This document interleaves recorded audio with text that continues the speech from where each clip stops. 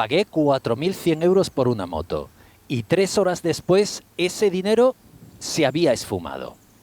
No fue en una estafa por internet ni comprando una moto de segunda mano en un callejón. Fue en un distribuidor autorizado, dándole la mano a un comercial. Imagina mi cara cuando el vendedor me dice: tu dinero ya no lo tengo.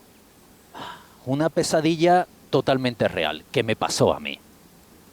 Hoy te contaré exactamente qué pasó, en qué momento metí la pata y sobre todo qué señales ignoré yo que tú no deberías ignorar nunca si estás pensando en comprar una moto o un coche, concesionarios oficiales incluidos. Vamos a ubicarnos. Esto me ocurrió en el verano del 2020, justo después del confinamiento. Y aunque alguna pincelada he soltado en otros vídeos, no es hasta ahora, 6 años después, cuando lo voy a contar bien. ¿Por qué ahora? Porque todo esto ha estado ligado a reclamaciones y a un proceso judicial. Y he preferido mantenerlo al margen. Pero ahora, sin dar nombres ni señalar a nadie, sí voy a contarlo.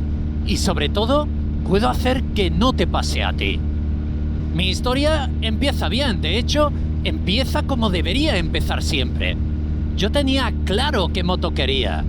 No era una compra impulsiva, había mirado, comparado, leído, y cuando tomé la decisión, lo hice de la forma más directa, con la propia marca. Hablo de esta moto, en la que estoy sentado ahora mismo, Leonard Builder. Hice una reserva por internet, pagué una señal de 100 euritos por internet y a partir de ahí lo único que tenía por delante era esperar entre 2 y 3 meses para recibir la moto. Nada raro, nada fuera de lo normal. Era el proceso estándar: fabricación, importación y entrega. Se indicaba clarísimamente en la web de Leonard. Perfecto. Y además tenía varias ventajas. Podía recibirla en casa, podía matricularla yo mismo y tenía la tranquilidad de estar tratando directamente con la marca. Hasta ahí todo correcto. Pero, claro, hay algo que a todos nos pasa cuando vamos a comprar una moto.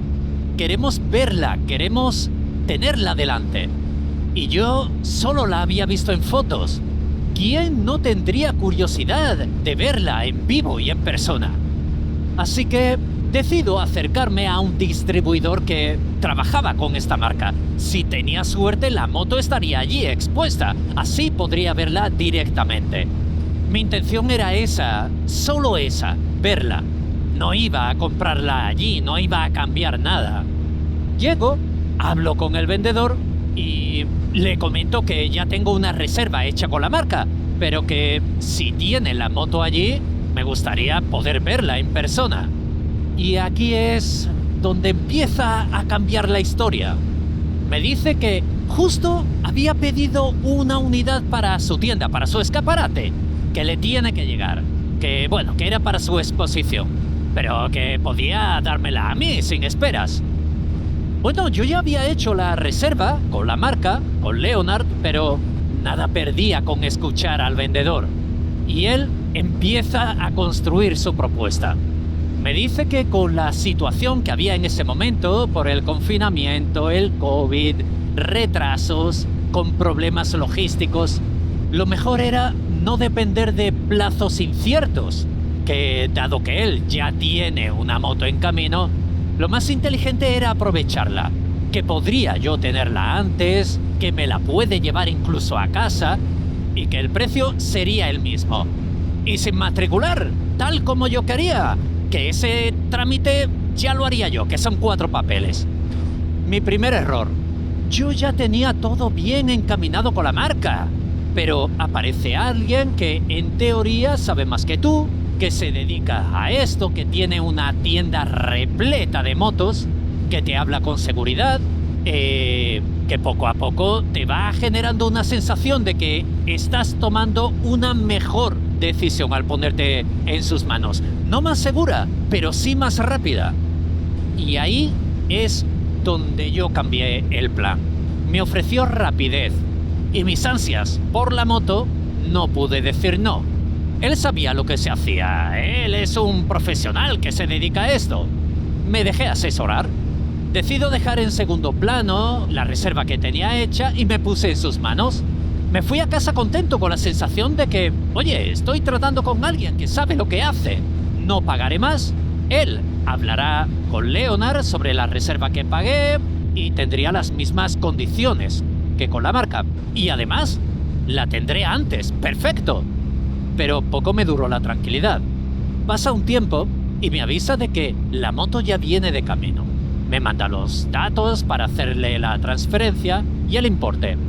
Pero antes de pagar hay algo que dejo muy claro. Le recuerdo de nuevo que la moto la quiero sin matricular. Sé que puedo ahorrar ese dinero para un casco, para equipación, para lo que sea. Porque prefiero gestionarlo yo mismo, que no es difícil. Y sí, soy un pesado, se lo dije en persona, se lo dije por teléfono, por WhatsApp. Y en ningún momento me dice que no. No hay una negativa clara, no hay un esto no puede ser así, al contrario, lo deja pasar. Y yo interpreto que está aceptado porque no hay una negativa de su parte. Así que hago la transferencia, 4.100 euros, lo pactado, justo lo que me pidió, de su puño y letra. Perfecto, todo bien.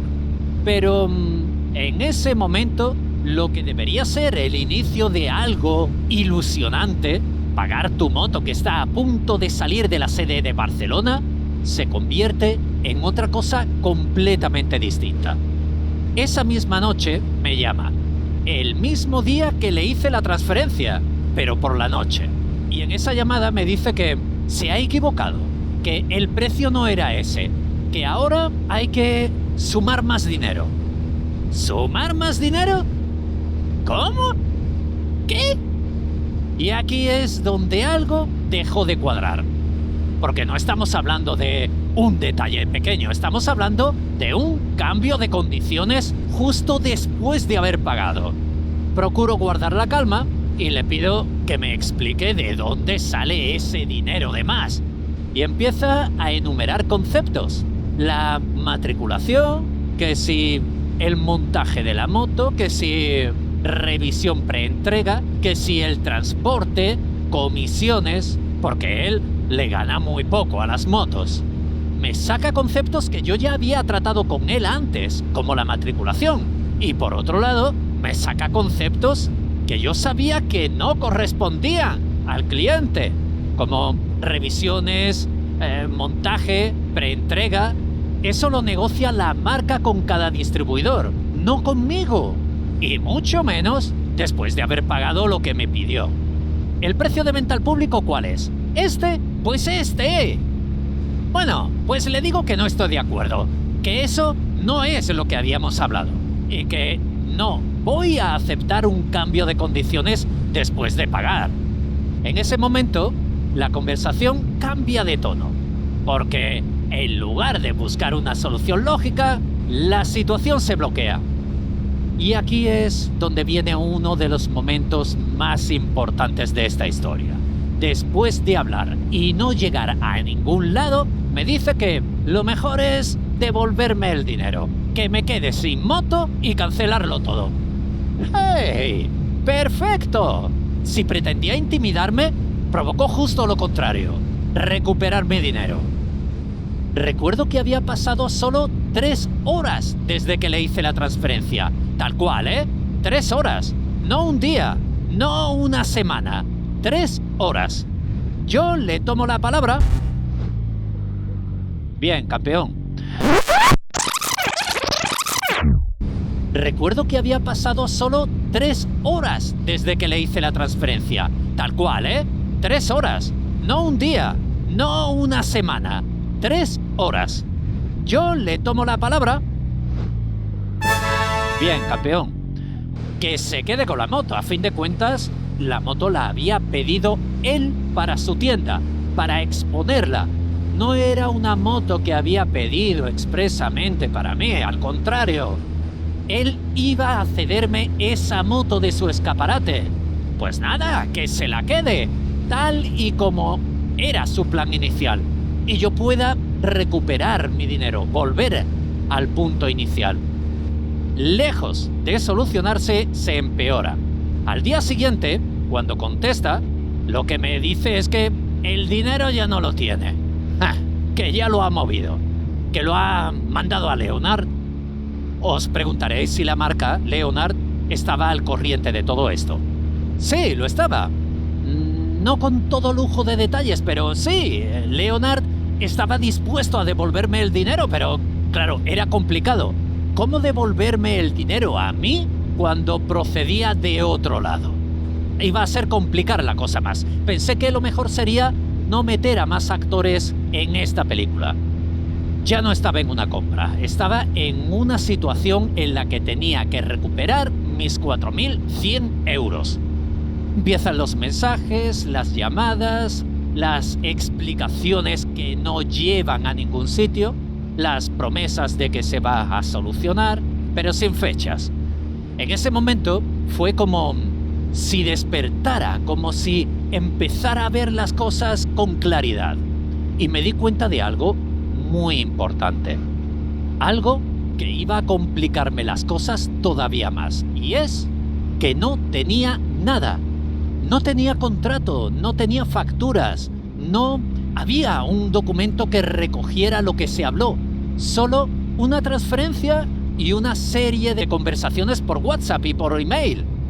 Menuda metedura de pata por mi parte. Así que empiezo a moverme. Hoja de reclamaciones en la tienda, oficina de consumo, asesoramiento legal. ¿Y sabes qué es lo peor de todo? Que el culpable de todo era yo. Y así me lo hicieron saber en cada lugar donde iba para asesorarme o para reclamar. El dedo acusatorio me señalaba a mí y yo no daba crédito. Yo no tenía contrato, no tenía factura, no tenía nada.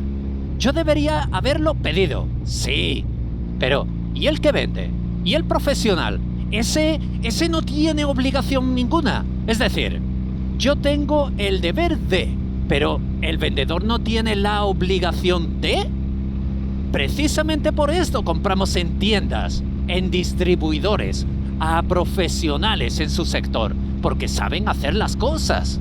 Yo solo fui un comprador que se dejó asesorar, y ahora todo jugaba en mi contra.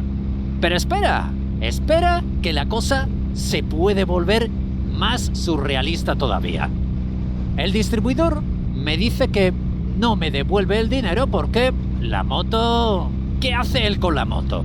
Y yo, pues nada, lo que habías pensado antes de que yo llegara por primera vez a tu tienda, ponerla en el escaparate. Pero tonto de mí que le propuse, si yo te encuentro a alguien que quisiera comprar esa moto y aceptara sus condiciones, que podría venderla y yo recibir mi dinero. Así que ahí me ves, buscando a un comprador para esa moto. Y lo encontré. Encontré a alguien que quería una Leonard Builder. Porque, claro, Leonard parece que había cerrado las reservas para motos Le Builder de 2020 y este chaval compró la moto. Por fin apareció la persona adecuada y yo podría recibir mi dinero. Pero no. El nuevo propietario pagó, recibió su moto, pero yo no recibí mi dinero. El distribuidor seguía sin querer devolvérmelo. Ahí ya no hay duda, ahí no era un malentendido. Recuperar el dinero se iba a convertir en un proceso largo. A partir de ahí, más gestiones, más tiempo, más desgaste, pero por fin empecé a ver luz en este asunto. Para aquellos que crean que las hojas de reclamaciones no sirven de nada, decirles que sí. Sirven de mucho, pero una cosa, tienes que estar encima y no dejarla caer en el olvido. La hoja de reclamaciones me permitió iniciar un trámite para poder llegar a la Junta Arbitral. Para los que no sean de España, la Junta Arbitral es como un organismo para mediar entre los comercios y los consumidores. Es como si fuera un juicio donde se personan ambas partes.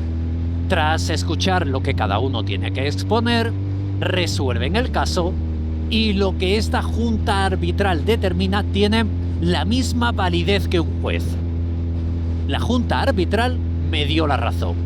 Por cierto, el comercio no se presentó, pasó de todo olímpicamente. Se determina que se debe devolver el dinero que yo había entregado. ¡Ah! Por fin. Pero no. El distribuidor, para ir ganando tiempo, fue haciéndome algunos pagos de vez en cuando.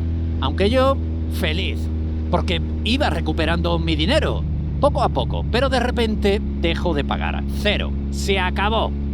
Pero todavía me debía dinero.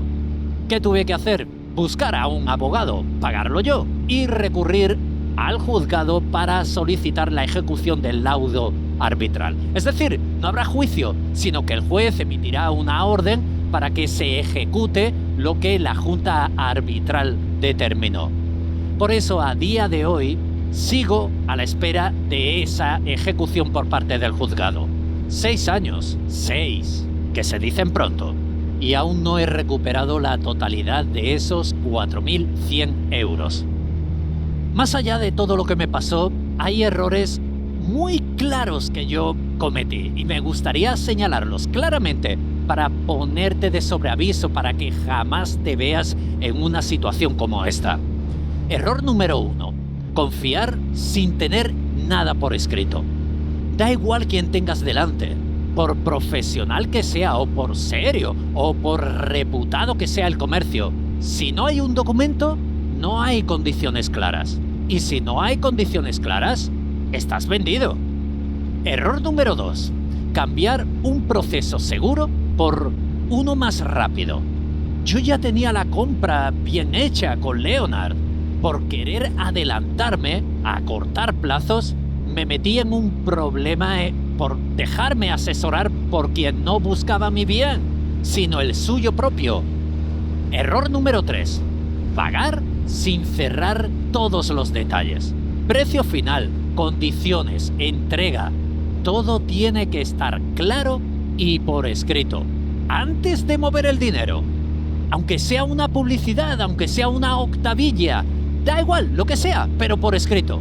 Que las palabras se las lleva el viento. Error número 4.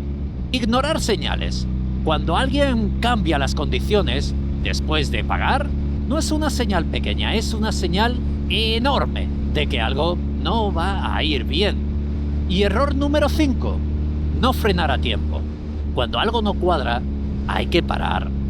No seguir adelante esperando a que se cumplan las promesas que te digan. Y hay algo más que quiero que tengas en cuenta. Fijaos que no he pronunciado la palabra fraude, ni estafa, ni me timaron. Y no lo haré. Una cosa es cómo yo me sentí, y eso me lo guardo para mí. Y otra cosa muy diferente es cómo calificar lo que me ocurrió. Para esta calificación están los jueces, no yo. Este capítulo no va de una persona concreta. Da igual qué distribuidor fue el que me originó esto. Da igual, porque ya no existe. Ya no vende motos. Desapareció. Da igual en qué ciudad fuera. Da igual todo.